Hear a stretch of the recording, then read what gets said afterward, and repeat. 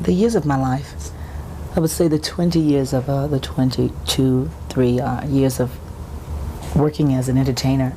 Some legends sip tea. Tina Turner spilled it, scalding hot and brutally honest. Everyone knows her as the queen of rock and roll, but she didn't just rise from the ashes of abuse and obscurity. Behind the thunderous applause, she lit a match to every fake friendship, hollow compliment, and borrowed legacy that tried to shape her story. What did she mean when she called out names? It wasn't pettiness, it was protection. Why did Tina, who survived a silent collapse with Ike, reserve her sharpest words for these 6 musicians? And what happened when the world finally heard her unfiltered truth? But before the shade and side eyes, there was one man who nearly erased her. Let's start there. I was living a life of death. Ike Turner. They say behind every great woman is a man, but what if the man behind her was the very thing she had to escape just to survive? Tina Turner didn't start as an icon. She started as the girl who couldn't say no to Ike Turner's spotlight, his rules, his rage. From the outside, they looked electric, a soul-punching duo who lit up every stage from St. Louis to Stockholm. But behind the closed doors of that tour bus, in the hush between shows, Tina wasn't living. She was enduring. In 1981, after years of silence, she finally dropped the veil. She told People magazine, "I was living a life of death. I didn't exist. I didn't fear him killing me when I left because I was already dead." Read that again.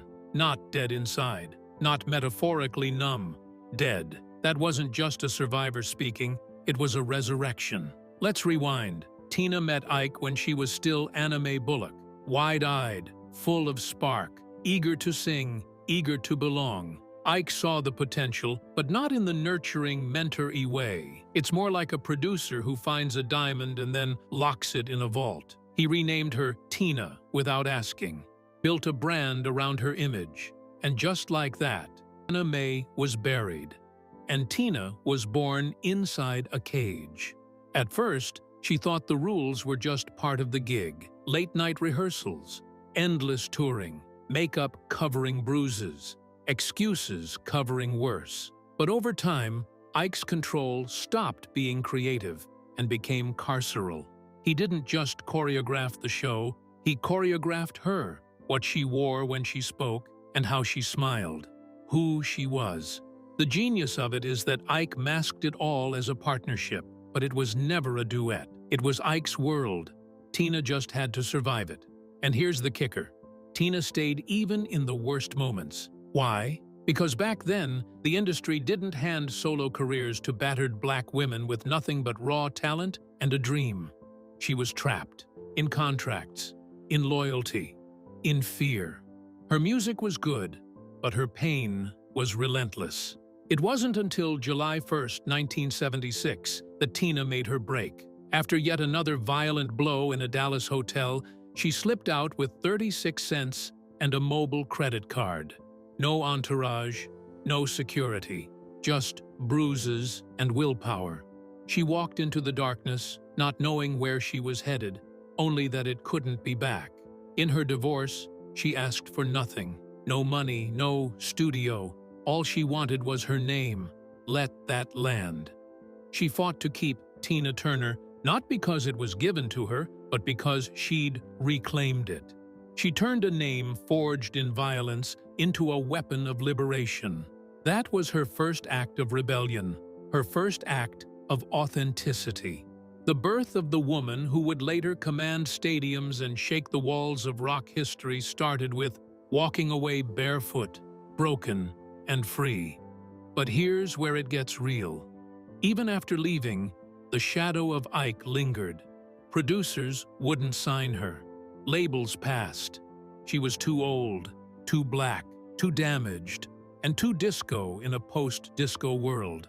But Tina didn't beg for pity. She got to work, singing anywhere, cleaning houses, rebuilding brick by painful brick. And when Private Dancer hit in 1984, it didn't just put her back on the charts. It burned down the myth that she needed a man to make magic. This chapter, the Ike years, wasn't just a toxic marriage. It was the crucible that forged her rage, her hunger, and her refusal to let anyone else define her. Every no she'd been fed turned into rocket fuel. Every slap, silence, and time the crowd cheered for them instead of her built the woman who refused to stay a victim. By the time Tina stood alone under the spotlight, hair teased, voice roaring through stadium speakers, she wasn't singing for survival anymore. She was singing because she'd survived. And what's more punk rock than that? But let's not get it twisted. Her fight didn't end with Ike. Because just as she was stepping into her own skin, another kind of challenge came knocking. This time it wasn't physical abuse. It was something sneakier, shinier, slicker. It was fame. And Tina, she wasn't about to let anyone, especially the media machine, box her in again. Next up, we have a much more interesting battle. When Larry King called her a superstar, Tina Turner had other ideas. Shall we dive in? The pop princess who couldn't shine in Tina's rear view, Tina Turner didn't just deflate her rivals on live TV, she punctured the whole hype machine. It was October 28, 1997. CNN, Larry King Live. Larry's voice, smoothed with flattery and curiosity, lobbed the softball of all softballs. "You're a superstar in America." Tina's answer? A quiet detonation. "Not as big as Madonna. I'm as big as Madonna in Europe. I'm as big in some places as the Rolling Stones." Pause. That wasn't a complaint. That was a correction. And more importantly, it was a flex. See, most artists would have just smiled, let the praise wash over them like warm champagne. But not Tina, because Tina Turner had receipts. And unlike the marketing-fueled rocket ship that carried Madonna into the stratosphere, Tina clawed her way back into the spotlight with blood, sweat, and a killer set of calves. That line on Larry King, it wasn't shade, it was strategy. Tina pushed back against the American habit of measuring greatness through magazine covers, MTV spins, and Billboard numbers. She wasn't here to compete with pop packaging. She was the proof that real power doesn't need rebranding every 6 months. Let's unpack it. By 1997, Madonna was still America's pop priestess, provocative, prolific, and photogenic to the bone. And she earned that spot, no doubt. But Tina had global heat. From Paris to Prague, stadiums didn't just sell out. They erupted when she hit the stage. In Europe, Tina Turner wasn't retro. She was royalty. So when Larry framed her success through a US-only lens, Tina didn't bristle. She didn't rant. She just rerouted the narrative. "I'm as big as Madonna in Europe." Translation? Don't box me into your borders. And here's the kicker. Tina liked Madonna. She respected her hustle. But Tina didn't need to imitate it. Because while Madonna built empires with reinvention, Tina rebuilt hers with resilience. There's a raw, unfiltered difference between being created by a machine and surviving one. By the time Tina Turner became a solo superstar, she was already in her mid-40s, an age where most female artists are quietly nudged into the nostalgia circuit. But Tina? She dropped private dancer, toured like her life depended on it, and danced circles around performers half her age. She didn't need cone bras or shock campaigns. All she needed was a mic, a spotlight, and a stage big enough for the thunder in her voice. That Larry King moment wasn't a rivalry, it was a revelation, a reminder that success has layers. Yes, Madonna dominated pop culture, but Tina Turner? She dominated something deeper. Longevity, earned the hard way. Let's zoom out. America has a strange relationship with its legends. It builds them up fast, then moves on faster. One moment, you're the next big thing. The next, you're a meme, or worse, forgettable. But Tina never asked to be the moment. She was chasing something else, endurance. Europe saw that. In fact, the continent worshipped it. Tina's records topped the charts. Her tours sold out in hours. She was the queen of rock and soul, in places where her US story had already been shelved, and she never forgot that. That's why her response to Larry wasn't insecure, it was intentional. She wasn't defending her ego. She was defending her truth. Because here's what no one wants to admit. Tina Turner should have been America's biggest comeback story, but she had to go global to get the crown. Madonna was the machine. Tina was the miracle. And miracles don't rely on PR teams. There's also something deeply punk rock about that moment. Tina, smiling and composed, not throwing punches, just calmly stating, "I'm as big as the Stones." And you know what? She wasn't wrong. During her 2008 farewell tour, she grossed over $130 million. During this time, Madonna was still reinventing while Tina was retiring, undefeated. Now, let's pull back the curtain on what was really happening then. Tina wasn't just talking about charts. She was defending the right to define her success on her own terms, to say, "My path was harder, my climb was longer, but I'm still here." She wasn't anti-Madonna, she was post-Madonna, beyond the pop cycle, past the hype, rooted in real, undeniable, lived-in greatness. Because here's the silent truth, hiding in that Larry King exchange. Tina Turner didn't need America's crown to feel like royalty. She wore her legend in the muscles of her legs, the crackle of her voice, and the refusal to flinch when the cameras started rolling. And if that makes some people uncomfortable, that's good. Tina never fit in a box. She burnt them.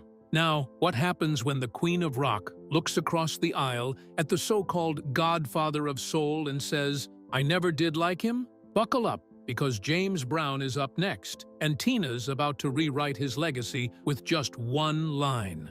"I never did like James Brown, the Godfather rejection." The Queen of Rock had no time for the Godfather of Soul. Read that again. In a music world obsessed with lineage, who influenced who passed the torch, Tina Turner lit her own damn fire and made it very clear. "I never did like James Brown." She didn't whisper it. She didn't sugarcoat it. She just let it sit there, sharp and naked, like broken glass on a velvet rug. Then she added, "I always did like Ray Charles. He was my only influence because I like to sing more or less like men sing and sound like they sound. Like he and Sam Cooke were my influences." Let's stop pretending that quote is a throwaway. It's a manifesto. Tina wasn't just rejecting a man. She was rejecting a movement, a sound, a spectacle. James Brown taught the world to shimmy. Tina Turner taught the world to survive. And she didn't need Brown's blueprint to get there. Let's set the scene. Brown was pure showmanship. Capes, splits, screams, and controlled chaos dressed as soul. He was a pioneer, no question. But Tina? She was chasing something else entirely. She didn't want to just move people. She wanted to reach them, soul to soul, bone to bone.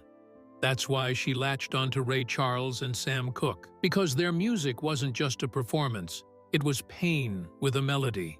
It was heartbreak you could hum. It was honesty wrapped in rhythm. And that, right there, is where Tina drew the line. She didn't want to mimic male theatrics. She wanted to inherit the weight of male storytelling. James Brown made you dance. Ray Charles made you ache. Tina? She made you feel seen, especially if you were clawing your way out of something brutal. Here's the kicker. She and James Brown were contemporaries. They shared stages, charts, and headlines. And you'd think there'd be a natural respect between two titans who bulldozed their way into music history. But not for Tina. Not when the style felt empty. Not when the flash overshadowed the feeling. That IMDb quote, casually dropped, quietly controversial, wasn't about throwing shade. It was Tina drawing a bloodline. She was saying, "Don't lump me in with the screamers. I'm here for the singers." And this matters, because Tina's entire career was built on choosing truth over trend. Let's not forget, she came from a place where image was a trap, where her voice was molded, her body choreographed, and her name assigned to her. So once she broke free from Ike and reforged herself, every influence, every note, and every move had to mean something. She wasn't building a brand. She was reclaiming a self. That's why James Brown didn't make the cut. While the world praised his footwork, Tina was busy carving scars into lyrics. And she didn't want her artistry diluted by comparisons to a man who stood for something she never chased. It was control masked as charisma. It's also worth noting that she never dissed Brown's talent. She just made it clear. His was not the voice she followed through the darkness. She followed Ray.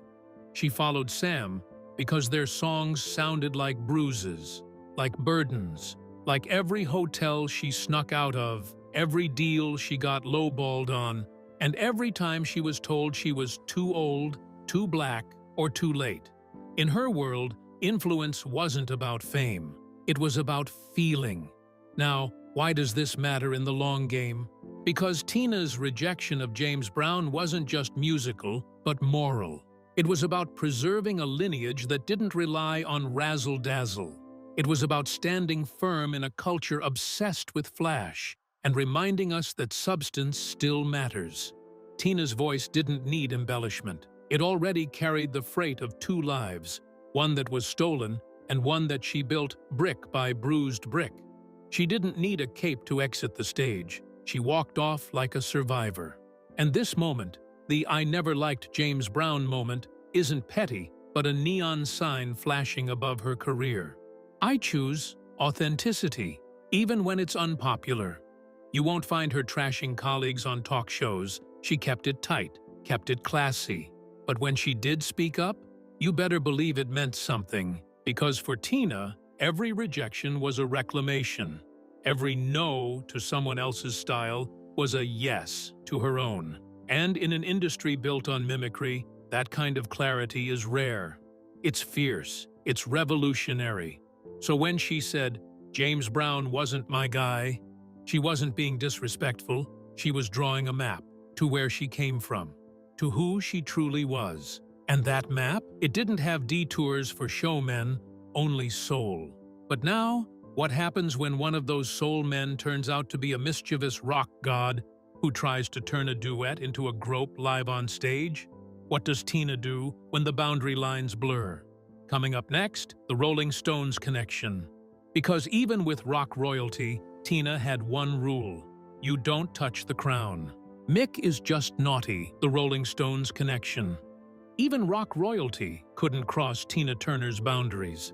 You'd think backstage at a Rolling Stones gig would be a free-for-all of glitter, sweat, and egos bouncing off the walls. But here's the twist. In that chaotic jungle, Tina Turner was the lioness who made even Mick Jagger mind his manners. He was rock royalty's ultimate bad boy until Tina made him toe the line. Let's set the scene. It's the mid-1980s. The air is thick with tinkerlust, amps humming, spotlights swirling, the crowd a living, breathing beast. Tina, already a survivor and a legend, is about to share the stage with Mick Jagger, the man who made scandal look like an art form.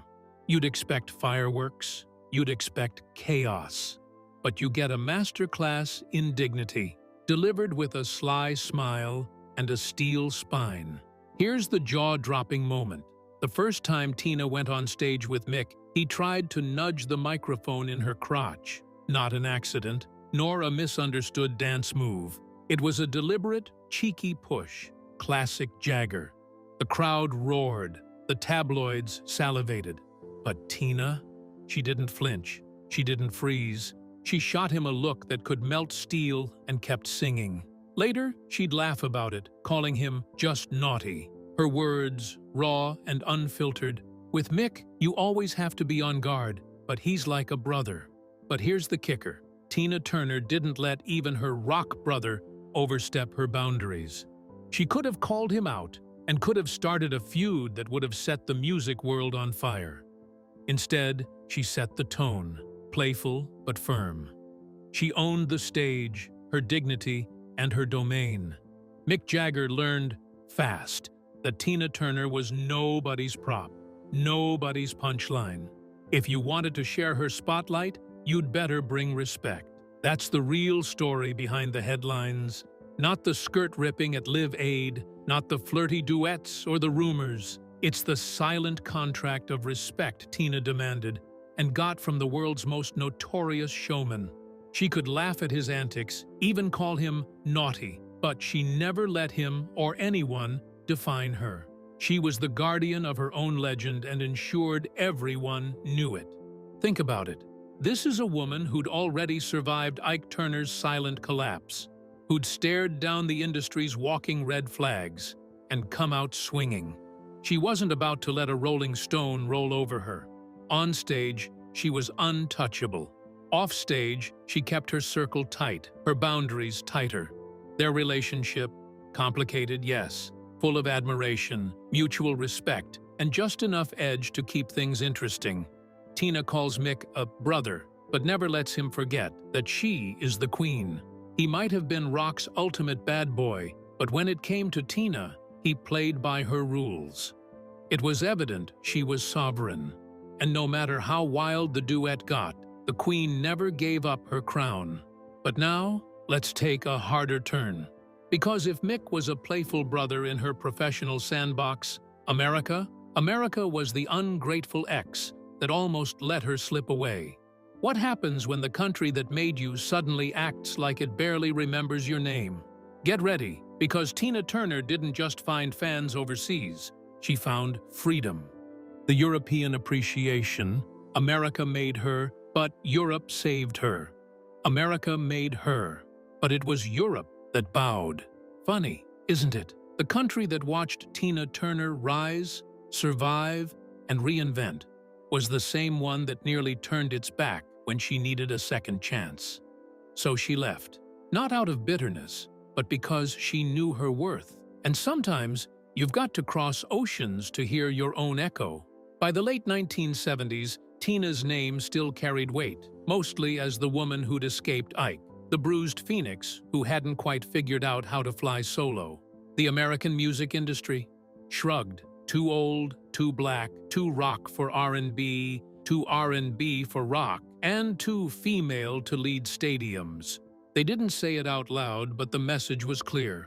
Thanks for the drama. We'll call you if we need a nostalgia act. But Europe said, come sing. And that was all she needed. Tina Turner didn't just rebuild her career overseas, she redefined it. She didn't fit into American radio formats, but she fit perfectly into the hungry, genre-blurring chaos of the European scene. She hit the stage like a thunderclap in Germany. She tore through festivals in the UK. And by the time Private Dancer dropped in 1984, she wasn't just back, she was untouchable. Here's the kicker. That album almost didn't get made. In America, labels passed on it, and some promoters yawned. The same executives who once applauded her firing were now whispering about her age like it was a disease. But in London, British producers rolled the dice and gave her the mic. The results were marvelous.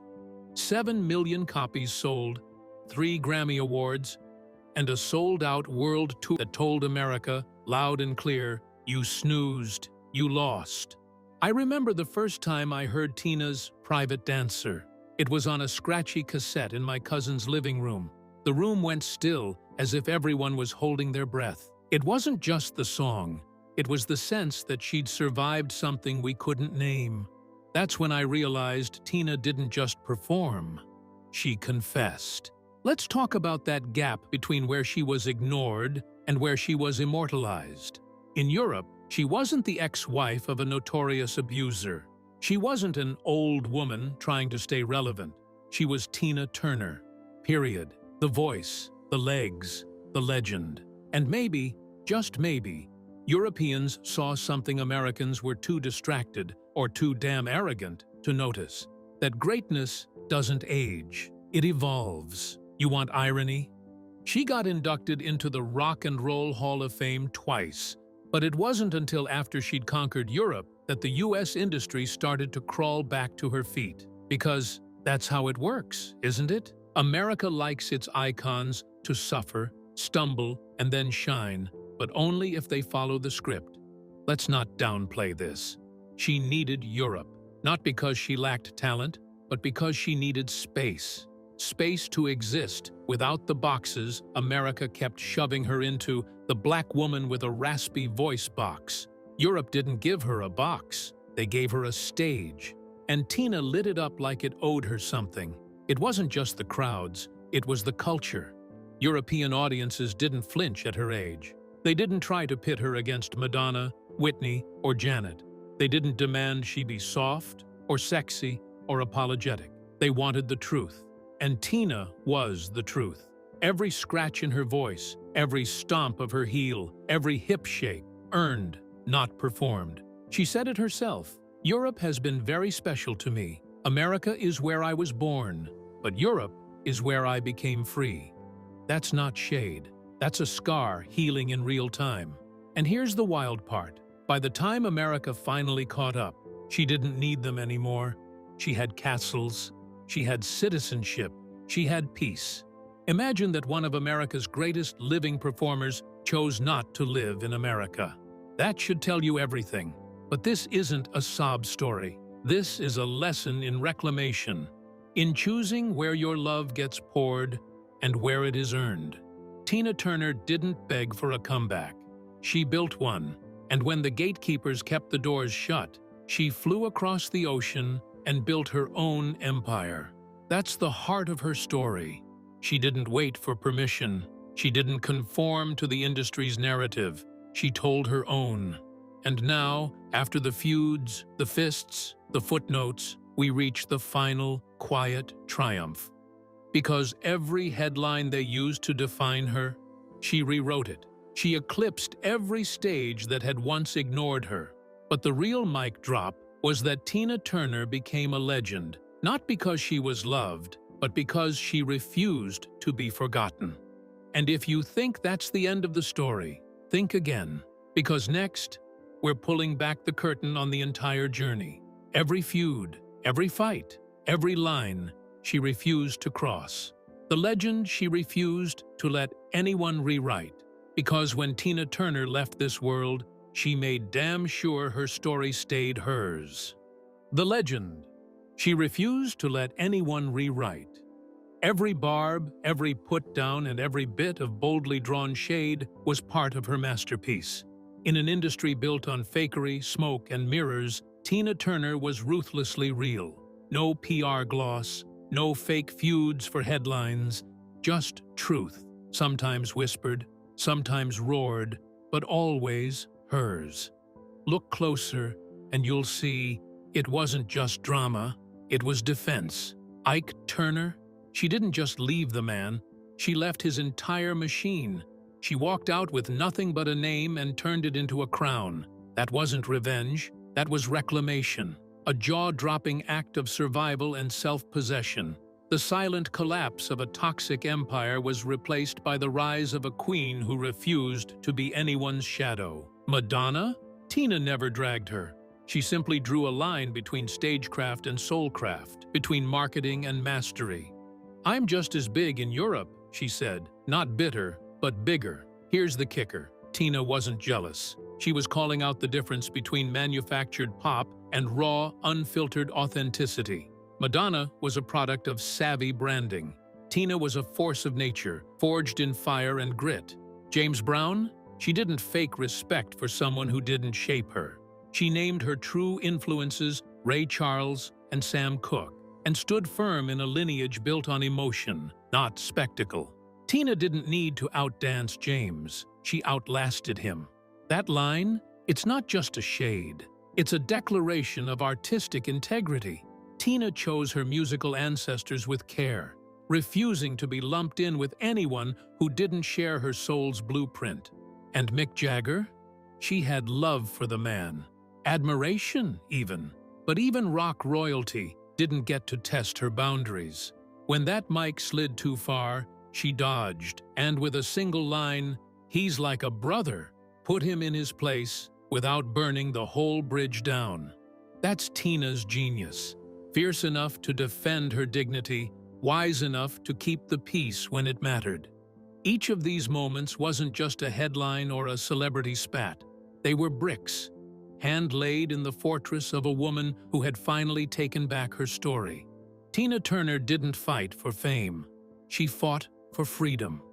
Freedom to be heard, freedom to be respected, freedom to sing in her own voice, even when the world told her she was too old, too angry, too black, or too broken. And do you think the list ends there? Think again. There are whispers of quiet clashes and less documented feuds with other legends, unconfirmed tension with Aretha Franklin over who really wore the crown of soul, her frosty industry moments with pop producers who tried to rebrand her into someone more palatable. But Tina? She didn't need to clap back every time. Her silence was sharper than most people's press statements because she knew that if you really wanted to understand her, all you had to do was watch. Watch the choices, the refusals, the way she walked into rooms and never begged to be loved. She expected it, and why shouldn't she? She earned it, not through favors or fluff, but through fire. So what do all these so-called beefs tell us? That Tina Turner didn't come to play the game. She came to flip the board. Every confrontation was a checkpoint, a moment where she asked, "Is this true to me?" If the answer was no, she pivoted, cut the mic, drew a line, and kept moving. She didn't do drama. She set boundaries. And those boundaries? They became the architecture of her legacy. Because the truth is, Tina Turner was never anyone's puppet. She was the puppeteer, the playwright, and the pyrotechnics all rolled into one. She gave us vulnerability wrapped in voltage, a voice that cracked and soared in the same breath. It is a story that reminds every underdog, you don't have to play nice to win, you just have to play real. So no, Tina didn't rewrite history. She made damn sure no one else could write it for her. And now, years after her final bow, the spotlight still bends toward her. Because legends like Tina don't fade, they echo. And if you're still wondering how a woman with nothing but a name, a passport, and a prayer became the queen of rock and soul, then maybe, just maybe, you weren't listening. Tell us your thoughts in the comment section down below, and we'll see you in the next video.